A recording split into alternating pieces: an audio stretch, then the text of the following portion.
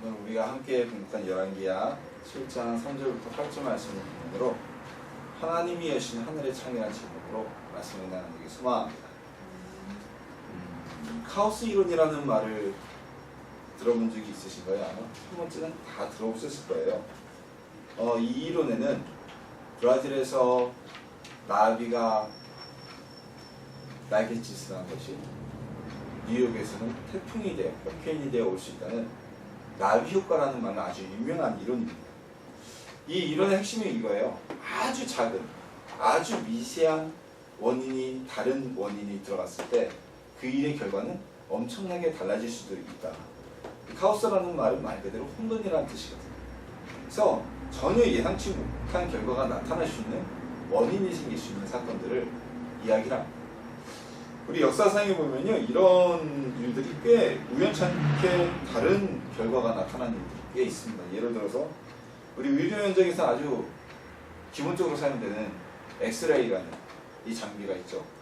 레트겐이 이 엑스레이를 발명하게 됐을 때는 처음에 원래 의료용 광선을 발명하려고 한 게 아닙니다. 창세기 1장에 나오는 여호와의 빛이 무엇인가에 대해서 연구를 하다 보다 보니까 우연치 않게 은광판에, 옛날에는 사진을 은판에다 인쇄했죠. 은판에 뭐가 찍혔어요. 그래서 연구하다 보니까 몸을 투과할 수 있는 엑스레이를 발명하게 됩니다. 처음에 레트겐이 연구하던 것과는 전혀 다른 결과가 나타났고, 이걸 이 레트겐이라는 사람은 굉장히 유명한 과학자가 되고 발명가가 되고 많은 돈을 벌었겠죠. 자, 그리고 우리가 뭐 책상마다 다 하나씩 가지고 있는 포스트잇이라는 이 제품. 이 제품 역시 전혀 예상하지 못한 결과가 나온 상품입니다. 원래는 그 포스트잇을 개발한 회사에서, 산모 회사죠. 이 회사에서는 초강력 접착제를 개발하려고 했어요. 그래서 이 제품 저거 제품을 섞어가면서 원료를 했는데 실패적으로 나온 게 바로 포스트잇에 붙어있는 접착제입니다. 초강력 접착제가 돼야 되는데 안 굳어요. 근데 가만 생각해보니까 이 접착제는 또 다른 특징이 있어요. 일반 접착제는 한번 공기에 노출되면 굳어져서 경화가 돼서 쓸 수 없는데, 이 접착제는 계속 떼었다 붙였다 떼었다 붙였다 해도 공기 중에서 경화가 되지 않고 계속 지속적으로 접착력을 유지하는 겁니다. 그래서 애시당초는 초강력 접착제를 개발하려고 시작한 연구가 포스트잇이라는 장시간 공기에 노출돼도 접착성을 잃지 않는 접착제의 개발로 나타나서 지금 엄청난, 모두 거의 전 세계인들이 다 사용하는 제품이 되어버렸죠. 자, 오늘 본문은요, 아주 어려운 문제, 아주 극심한 문제를 겪고 있던 당사자들이 전혀 예상하지 못한 곳에서 예상치도 못했던 방법으로 문제가 해결되는 것을, 그 과정을 보여주고 있는 본문입니다. 오늘 본문에 기록된 사건은 이 본문에 기록된 것이 아니라 전혀 다른 곳에서의 문제를 해결해주는 결과를 가져오게 됩니다. 무슨 일이 있었던 건지, 그리고 어떻게 이 문제가 해결되었는지 우리 함께 나누면서 우리에게도 우리가 예상하지 못할 방법으로 하늘의 창을 여실 하나님의 기적을 기대하는 시간들을 주님의 이름으로 축원합니다. 오늘 본문의 내용에 읽은 사건을 자세히 알려면 사실은 이 우리가 읽은 본문뿐만이 아니라 앞장인 6장 24절부터 내용을 읽어야 됩니다. 근데 너무 분량이 많기 때문에 제가 7장 3절부터 8절만 읽었는데요. 이 오늘 본문의 사건이 일어나게 된 배경에는 이런 일이 있습니다. 아람의 군대가 이스라엘을 침공하게 됩니다. 이 아람은 오늘날로 말하면 뉴스에 자주 나오는 시리아입니다. 이 시리아라는 나라는 옛날부터 강국이었죠. 그리고 지금도 전 세계에서 가장 유명한 재련 칼 중에 하나가 바로 다마스쿠스 강이라는 철이 있습니다. 다마스쿠스에서 재련하고 그리고 전통적으로 내려오는 어떤 제철을 한 칼인데요. 이 다마스쿠스 강으로 만든 칼은 지금도 명검으로 오늘날에도 알려지는 칼이에요. 이만큼 재련 기술도 발달한 아람이었기 때문에 북왕국 이스라엘, 남왕국 유다로 나눠져 있던 남북왕국 시대에는 북왕국을 가장 괴롭혔던 나라가 바로 이 아람이라는 국가였습니다. 6장 24절에는 아람의 군대가 그 아람 군대의 임금 베나단, 누굽니까? 베나단 하면 엘리야가 왕으로 기름 부은 사람이죠. 베나단이 왕이 되어서 이스라엘을 침공합니다. 그리고 사마리아 성을 둘러싸고 아주 오래된 전법인 고사작전을 시작합니다. 이 고사작전이라는 것은 한 성을 둘러싸고 그 성으로 들어가는 모든 보급로를 막아서 성 안의 사람들이 굶어 죽거나 목말라 죽거나 스스로 항복하게 하는 이런 아주 오래된 전법입니다. 자, 이 전법이 얼마나 잘 통했는지요. 6장 24절 이하에 보면 이렇게 기록되었어요. 사마리아 성 안에 먹을 것이 다 떨어졌습니다.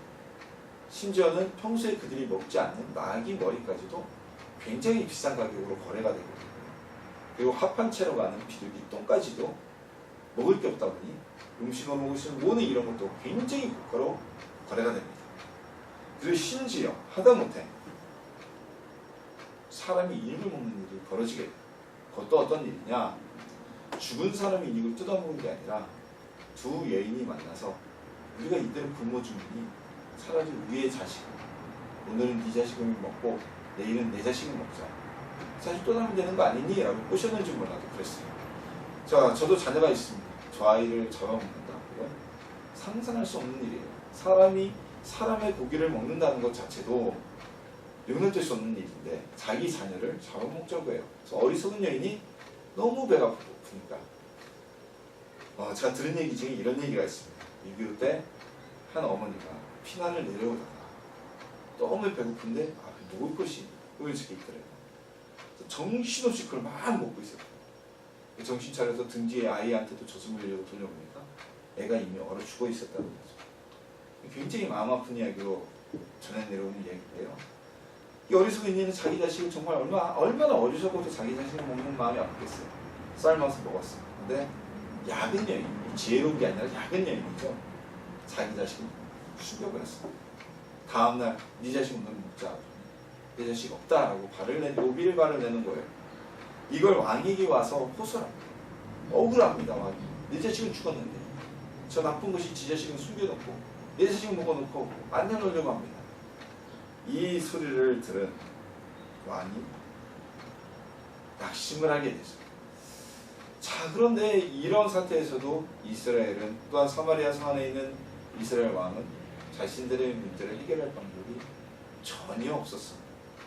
복음로가 차단되었기 때문에 성 밖으로 군대를 내보낼 수도 없었고 하발꾼을 내보낼 수도 없었습니다. 성 안의 군대로는 강력한 아람 군대를 대적하여 싸울 방법도 없었습니다. 그렇다고 해서 항복하자니 그 나라의 운명이 멸망에 치닫게 됐겠죠. 자, 그러자 이 이스라엘의 이름을 결국 생각한다는 것이 무슨 생각을 하느냐? 우리 같으면 어떻게 했어요? 성경에 많은 인물이 있잖아요. 히스기야는 아수르 군대가 포위하자 하나님 앞에 가서 기도를 하죠. 사느리비본의 편지를 성전 앞에 펼쳐놓고 하나님이여 보시옵소서라고 기도를 합니다. 여호사밧도 연합군이 와서 자신의 성 예루살렘을 포위했을 때 온 백성에게 금식을 선언하고 자기도 가서 기도합니다. 근데 이 이스라엘 왕은 어땠느냐? 이 재앙은 하나님으로부터 온 것이다. 여기까지는 아주 정답을 맞췄어요. 그러고 한 이야기가 이 재앙이 하나님께로부터 왔습니다. 내가 이 재앙의 원인이 엘리사를 죽여버립니다. 하나님이 보낸 재앙이니까 내가 하나님의 사자인 엘리사를 죽여버리겠다. 세 번역 성경에는 이렇게 번역되어 있습니다. 내가 여호와께 저주받을 것을 각오하고도 내일 이때까지 엘리사를 살려주면 내가 사람이 아니다라고 번역을 하고 있습니다. 즉 하나님께 온 재앙인 걸 알면 회개해야 되는데 하나님께서 주신 재앙이라고 해서 하나님한테 원망하고 대적을 하려고 합니다. 그리고 비밀리에 사자를 암살자를 엘리사에게 보내게 됩니다. 자, 엘리사는 이 사실을 미리 하나님의 계시를 알고 있었습니다. 그래서 자신의 성에 있는 장로들에게 곧 왕의 사자가 나를 죽이러 올 것인데 너희는 성문을 닫고 그를 성 안으로 들여보내지 마라 라고 얘기를 합니다. 그리고 왕의 사자를 뒤어 어떻게 빠져나왔는지 사마리아에서 이스라엘 왕이 엘리사를 향해 달려나옵니다. 자, 이때 엘리사가 이스라엘 왕에게 이런 이야기를 합니다. 주님의 말씀을 들으십시오. 지금부터 제가 읽어드리는 부분은 세번역 성경입니다. 세번역이 조금 더 이해하기 쉽게 쓰여졌기 때문에요. 이렇게 세번역 성경은 엘리사의 말을 기록하고 있습니다. 주님의 말씀을 들으십시오. 주님께서 이렇게 말씀하셨습니다. 내일 이맘때쯤에 사마리아 성문 어귀에서 고운 밀가루 한 쌀을 한 세겔에 사고 보리 두 쌀을 한 세겔을 살 수 있을 것이다 하셨습니다. 라고 말했습니다. 이 거래가는요, 당시 곡물 시세에서 평균가보다 약간 높은 정도의 가격이라고 합니다. 옛날 이 사마리아 성문 어기라고 한 것은 성문 앞은 이 고대 유대에서는 시장이었어요. 우리나라도 동대문 시장이 원래 동대문 성문 밖에 만들어진 시장이고, 남대문 시장은 남대문 성문 어기에 만들어진 시장이었잖아요. 그와 같이 사마리아 성문 앞에 내일 이맘때 시장이 설 것인데, 그곳에서 평소가보다 조금 비싼 가격으로 보리와 밀을 마음껏 거래할 수 있을 겁니다. 일단 이 가격이 거래가 되려면 곡식이 있어야 되잖아요. 이건 말이 안 되는 소리죠. 지금 먹을 게 없어서 낙이 먼저 비싼 가격에 거래되고, 비행기 똥까지도 고가에 거래되고, 하다못해 자녀들을 서로 잡아먹는 이런 시대에 무슨 내일인데? 그러자 그 얘기를 듣고 있던 이스라엘 왕의 시종무가, 오늘날로 말하면 이스라엘 왕의 경호실장이, 경호대장이 이런 말을 합니다. 여호와께서 하늘에 창을 내신데 그런 일이 있겠습니까? 지극히 이성적이고 상식적인 이야기입니다. 오늘날에도 이런 일은 참 힘든 일입니다. 예를 들어서 오늘날에도 어느 한 도시가 인구 10만의 도시가 그 심한 신행난을 겪는다고 생각했을 때, 그 도시의 평균 곡식가보다 약간 높은 가격으로 곡식을 투입하기 위해서는 이건 하루 만에 모든 장비를 동원해서 수송을 한다고 해도 불가능한 일입니다. 일단 10만의 곡식 사람들을 배불리 먹여야 되고요. 그리고 이겨내는 식량이 있어야 이 가격으로 거래가 되겠죠. 정말 이 시중무관의 이야기, 경호대장의 이야기는 지극히 상식적이고 지극히 이성적인 대답이었습니다. 더군다나 3000년이 한 2500년 전에 이 시대에, 근데 이 경호대장은 간과한 게 있었어요. 그 말은 엘리사가 한 이야기가 아니라 하나님께서 하신 이야기였다는 겁니다. 다시 말해서 경호대장이 한 이 비웃은 현실적인 이야기, 냉소적인 반응은 엘리사를 비웃으신 것이 아니라 엘리사에게 말을 전달하신 하나님을 비웃게 된 것입니다. 아주 큰 실수를 한 것이죠. 엘리사는 하나님의 말씀을 비웃은 경호대장에게 이렇게 이야기합니다. 당신은 분명히 그런 일이 벌어지는 것을 당신의 눈으로 볼 것이죠. 그렇지만 당신이 그것을 먹지는 못할 것이라고 하나님의 말씀을 비웃은 것에 대한 징계를 내립니다. 자, 이때 사마리아 성 안에서는 먹을 게 없어서 굶어 죽어가고 서로의 자녀들까지 잡아먹는 정말 아주 극심한 이런 고난의 시기를 보내고 있을 때, 사마리아 성 밖에서도 이해 못지않은 고난을 겪는 사람들이 있었습니다. 바로 오늘 본문에 기록된 4명의 나병 환자, 즉 한센병 걸린 사람 4명이 있었어요.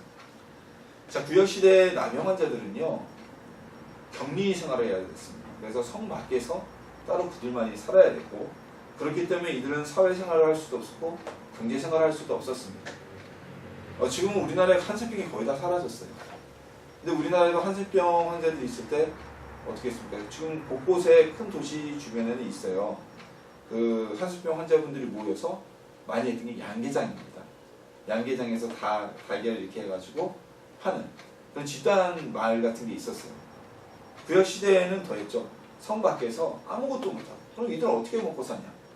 이들은 성 안에 있는 그들의 가족이라거나 아니면 성 안에 있는 사람들이 그들의 궁리를 여겨 갖다 주는 음식을 먹고 생활을 유지할 수 있었습니다. 자, 그런데 지금 성 안의 상황, 자기네들도 먹을 게 없어서 자녀를 잡아먹는 이런 심한 기분 속에 있을 때, 나병 환자의 가족들이라고 해서 그들에게 갖다 줄 음식이 있었을까요? 멀쩡한 우리도 먹고 살기 힘든데 밖에 병들어서, 더군다나 최근까지도 우리나라 근대기까지도 나병은 하늘이 내린 천벌이라는 이런 인식이 있는데, 그들을 챙겨줄 생각이 있었을까요? 당연히 없었겠죠. 누구도 이 나병 환자들을 생각해서 음식을 가져다 줄 사람도 없었을 것이고, 가져다 주고 싶어도 가져다 줄 음식이 없었습니다. 자, 성 안의 사람들만 굶주린 것이 아니라 성 밖에 있었던 나병 환자들도 역시 굶주리게 된 것입니다. 이러한 상황이 되자 이 4명의 나병 환자는 자신의 생명을 건지기 위해 승부수를 걸게 됩니다. 어차피 굶어 죽게 된 상황이니까 더 더 이상 먹을 것이 없는 성안의 기대를 걸지 말고 아람군의 진영으로 가자는 결심이었습니다. 자, 쉽게 말해서요, 이거는 아람군대에게 항복하고 조국을 배신하자는 얘기입니다. 성경에는 자세히 기록되어 있지 않지만 항복이라는 단어가 있죠. 우리가 아람군 진영에 가면 그들이 우리를 항복을 바라주고 우리를 첩자로 사용해서 사마리아 성을 칠 수 있는 비밀통로 같은 거 가르쳐달라 그러면 가르쳐주고 우리는 먹고 살자, 이 생각을 한 거예요. 어차피 굶어 죽게 된 상황이니까 뭐 나라가 중요한 게 아니라 목구멍이 포도청이라고 우리만이라도 먹고 살자, 족을 배신해서 적군에게 가서라도 목숨을 구걸하고자 하는 마음으로 이들은 결심을 하고 나가기 시작합니다. 어차피 뭐 이 나라에서도 문둥이라고 천벌받은 자라고 하나님의 저주를 받은 자라고 천시받는데 저들에게 가면 무슨 소용이 있겠나, 여기 앉아 굶어 죽는다고 애국심을 가진다고 무슨 소용이 있겠나라고 마음먹었겠죠. 근데 말씀드렸지만 이때 당시에 문둥병은, 나병은 하늘이 내린 병이었습니다. 심지어는 아람군대 군대장관이었던 나아만도, 이 바로 전장에 나오죠, 그가 나병 때문에 고생하다가 이스라엘, 적국인 이스라엘까지 와서 그의 병을 낫기를 엘리사에게 청하죠. 그만큼 고통스러운 병이었습니다. 상식적으로 이들이 아람 진영에 가면 항복을 받아주기는커녕 천벌받은 자들이 우리에게 왔다고, 재수없다고 죽임을 당할 가능성이 훨씬 더 컸습니다. 그런데 앉아서 죽는, 뭐라도 하고 죽자는 심정으로 이들 네 사람은 서로를 부축해갑니다. 나병 환자니 뭐 몸에 힘이 있겠어요? 힘들겠죠. 못 먹었으니 더 지쳤겠죠. 네 사람은 서로를 부축해가며 아람 진영에 나가기 시작했습니다. 자, 그런데 하나님께서는 이 나병 환자들이 걸어갈 때 그들을 통해서 일하기 시작하셨습니다. 성경에서는요, 이는 주께서 아람 군대로 병거 소리와 말 소리와 큰 군대 소리를 듣게 하셨으므로 아람 사람이 서로 말하기를 이스라엘 왕이 우리를 치하여 헷 사람의 왕들과 애굽 왕들에게 값을 주고 그들을 우리에게 오게 하였다 하고 해질 무렵에 일어나서 도망하되 그 장막과 말과 나귀를 버리고 진영을 그대로 두고 목숨을 위하여 도망하였음이라 하고 기록하고 있습니다. 즉 나병 환자들이 걸어가기 시작할 때가 오늘 본문에 보면 해질녘이고요. 그리고 이 아람 군대에게 엄청난 병거 소리와 군대 소리가 들리기 시작한 것도 바로 해질녘입니다. 즉 하나님께서는 나병 환자들이 걸어가던 그 발걸음 소리가 엄청나게 큰 확성기가 되어서 아람 군대의 귀에 들리게 하신 거예요. 그들이 쓰러지는 소리가 엄청난 군대의 소리로 아람 군대에게 들리게 하셨고, 이 아람 군대는 그 소리에 두려워서 정말 말 그대로 걸음아 날 살려라고 도망간 겁니다. 얼마나 정신이 없었는지 상식적으로 말 타고 도망가면 더 빠르잖아요. 나귀 타고 도망가면 빠르잖아요. 그것도 버려도 도망가면서 은금, 뭐 장군들이 은금 가져왔어. 그럼 쫄장구, 쫄병들은 그거 챙겨서 한몫 잡아 가도 되잖아. 다 필요 없이 모두 다 버리고 군수품을 버리고 도망가게 되었습니다.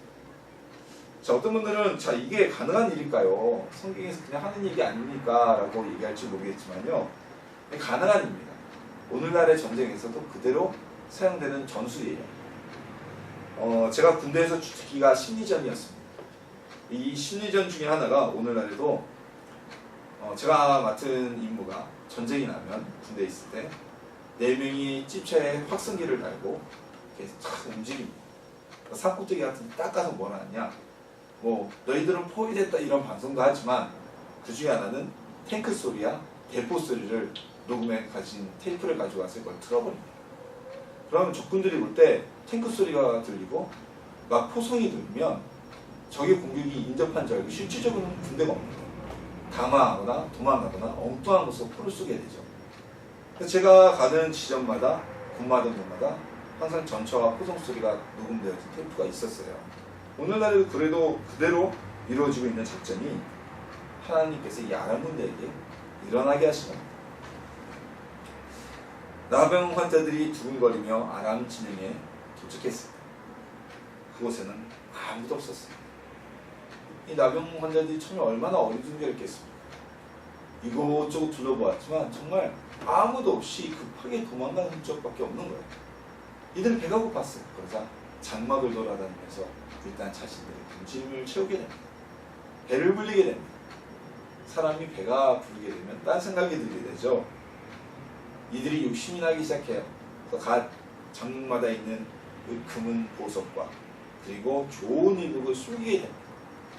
그러고 나자 이들 가운데 띵 하고 깨달음이 들어오게 됩니다.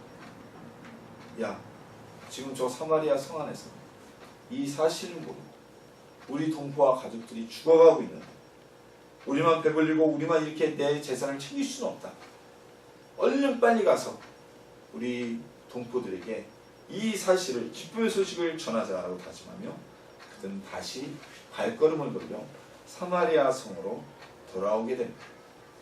그리고 그곳에서 자신들이 체험한 사실을 문지기에게 전합니다. 멍둥병자 4명이 하는 이야기를 들은 문지기는 기뻐 외치며 임금에 가서 이 소식을 전합니다. 한밤중에 임금은 긴급 회의를 소집을 합니다. 하지만 엘리사를 죽이려고 했던 이 이스라엘 왕은 하나님이 왜 이런 저축을 내리셨는지 알만해요. 이 나병한 자들의 말을 믿지 않아요. 그가 말하기를 세번역 성경의 본문을 읽어드릴게요. 시리아 사람들이 우리에게 이렇게 한 것이 무슨 뜻이겠어? 내 생각에는 그들이 분명 우리가 못 먹어 허덕이는 줄 알고 진영을 비고 들에 숨어 있다가 우리가 성 밖으로 나오면 우리를 생포하고 이 성 안으로 쳐들어오게 오려 한 것이 아니겠소? 아주 지극히 이것도 역시 이성적이고 지극히 상식적인 얘기입니다. 하나님이 기적을 주셨음에도 불구하고 이 이스라엘 임금은 자신이 가지고 있는 이성적이고 상식적인 생각으로 부정적인 말을 내뱉어옵니다. 하나님이 복을 주셨음에도 불구하고 그 복을 자신의 상식과 이성으로 거부하고 있는 겁니다. 근데 때마침 이 신하들 중에는 지혜로운 자 그리고 그 소리를 들을 수 있는 자가 있었습니다. 어쩌보면 이 신하는 오늘 낮에 엘리사 선지자가 임금에게 하는 이야기를 들은 사람일지도 모릅니다. 그가 이렇게 얘기를 합니다. 이 성 안에 아직 남아있는 말 5필은 이 성 안에 남아있는 이스라엘 모든 사람의 운명과 마찬가지로 어차피 굶어 죽고 말 것입니다. 그러니 이 말에 사람을 태워보내서 정찰이나 한 번에 오신 것이 어떻겠습니까? 이 신하의 말을 들은 이스라엘 임금은 말 2필에 병거르며 정찰병을 보냅니다. 그리고 나병한 자들이 전한 소식, 사실임을 알게 되고 그 소식이 사마리아 성에 전해지게 됩니다. 하나님께서는요, 사마리아 성의 기근의 고통을 정말 상상할 수 없는 엉뚱한 방법으로 해결하셨습니다. 나비효과에서 얘기하듯이 브라질에서 날갯짓을 한 나비의 날갯짓은 작은 바람, 뉴욕에 폭풍을 일으키는 것처럼 4명의 나병한 자들, 이스라엘 사마리아 성 사람들의 안중에도 없었던 그들이 가는 발걸음이 아람 군대를 물러가게 하고 그곳에 그들이 가져온 식량으로 군수품으로 사마리아의 기근을 해결하신 것입니다. 정말 누구도 생각하지 못한 방법으로 하늘의 창을 여신 것입니다. 사마리아의 고통은 그들을 고통 속으로 몰아넣었던 아람 군대에 의해서 해결되었습니다. 결국 아람 군대는 사마리아 성을 위해서 수많은 군수품을 엄청난 양의 식량을 낑낑 매면서 그 성 앞에까지 가지고 온 거예요. 수송해온 역할을 한 거예요. 아람 군대가 가져왔던 불량미가 사마리아 성의 식량난을 해결하게 된 것이죠. 엘리사를 통해서 하나님께서 말씀하셨던 그 곡식의 시세와 같이 바로 사마리아 성에서는 곡식이 거래되게 되었습니다. 자, 그럼 하나님의 이 말씀을 조롱했던 경호대장은 어떻게 됐을까요? 여호와께서 하늘에 창을 내신들 그런 일이 있겠냐고 지극히 이성적이고 상식적으로 하나님을 비우셨던 그는 어떻게 됐을까요? 이 임금의 경호대장은요, 성문을 지키고 있었습니다. 사마리아 성의 백성에게 아람 진영이 텅텅 비고 그곳에 먹을 곳이 있다는 소문이 들어가기 시작했어요. 어떻게 되겠습니까? 백성들이 성문으로 몰려나와 아람 진영으로 가려고 모여들었습니다. 경호대장은 성문을 지키면서 그들을 통제하려고 했어요. 못 나가게 하려고 했어요. 그러나 중과 부족이었는지 그 사람들을 막으려다가 백성의 발에 밟혀서 죽고 말았습니다.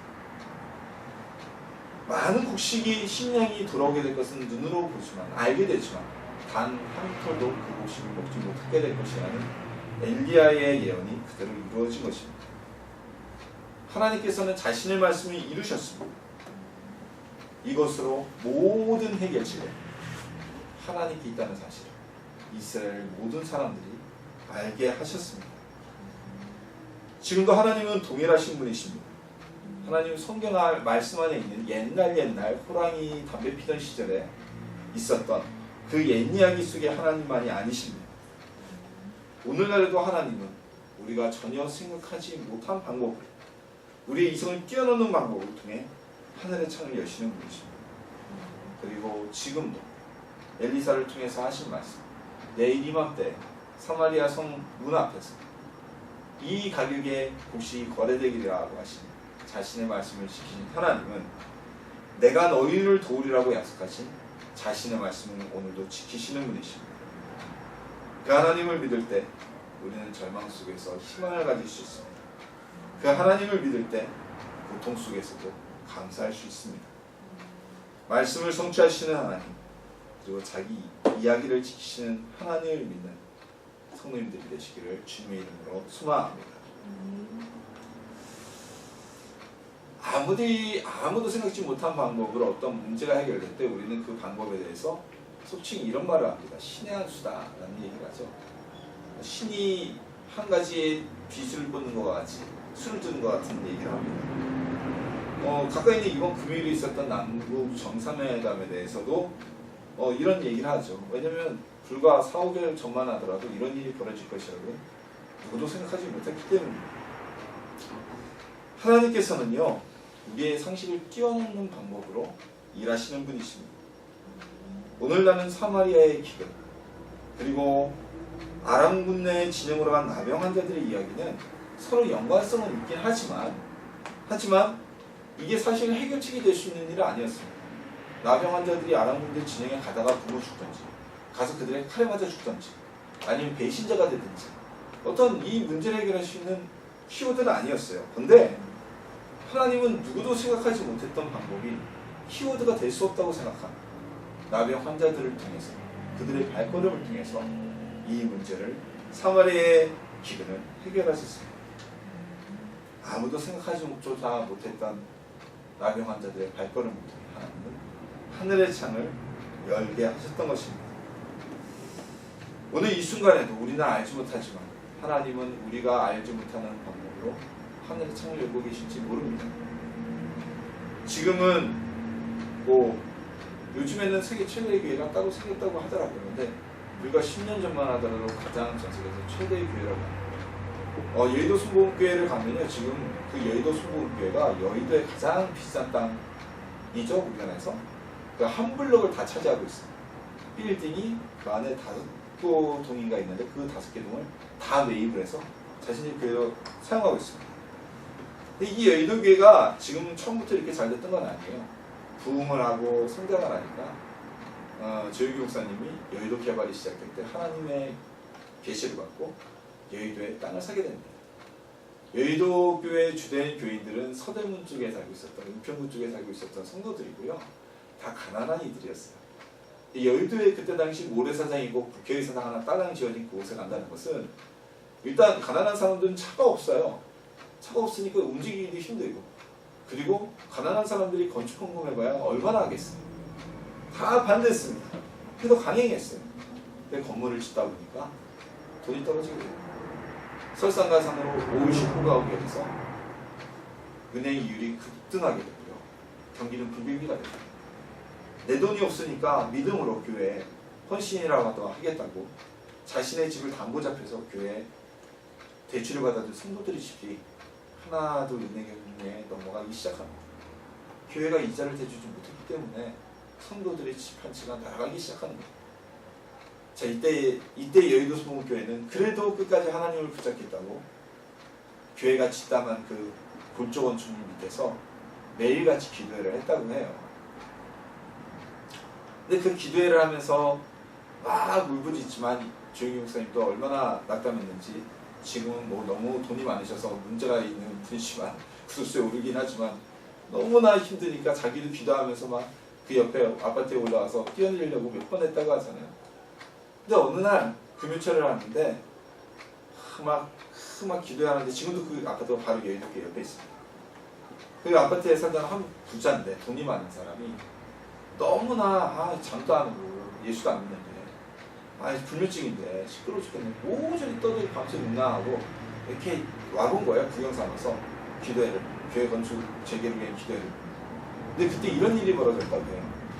예의도교회 그 건축물 밑에서 거저대기를 덮고 잠자고 있는 거지 할머니가 한 분 있었다고 해요.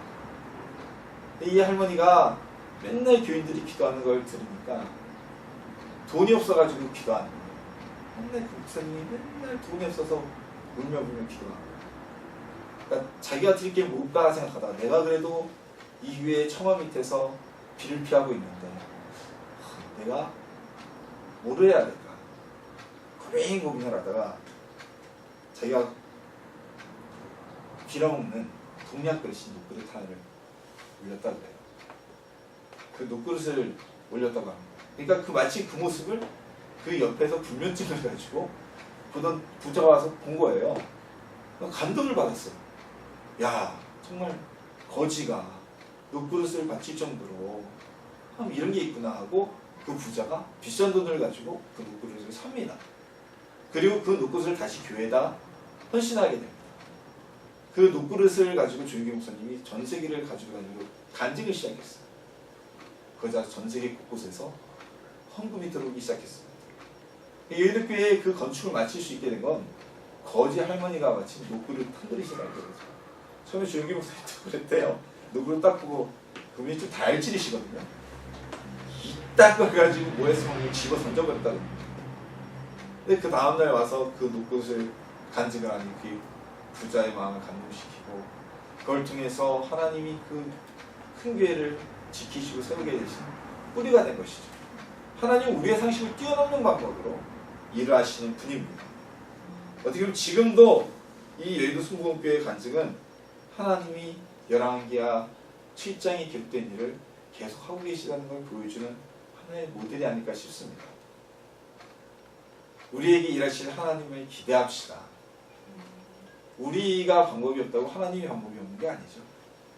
근데 우리는 그 하나님을 보지 못하기 때문에 하늘의 창을 여신데 이 문제가 해결되겠냐고 경호대장과 같은 얘기를 쉽게 내뱉습니다. 너무나 안타까운 것은 그렇게 하게 되면 경호대장과 같이 이 축복은 누리지 못할 수도 있어요. 정말 안타까운 우리 하늘의 창을 여신 하나님, 상상치 못할 방법으로 지금도 일하고 계신 하나님, 자신이 한 이야기에 대해서 끝까지 책임지시는 그 하나님을 바라보며 하늘의 창을 여시는 나병 환자의 기적, 사마리아의 기적을 체험하는 하나님의 자녀가 되시는 예수님의 이름으로 축원합니다.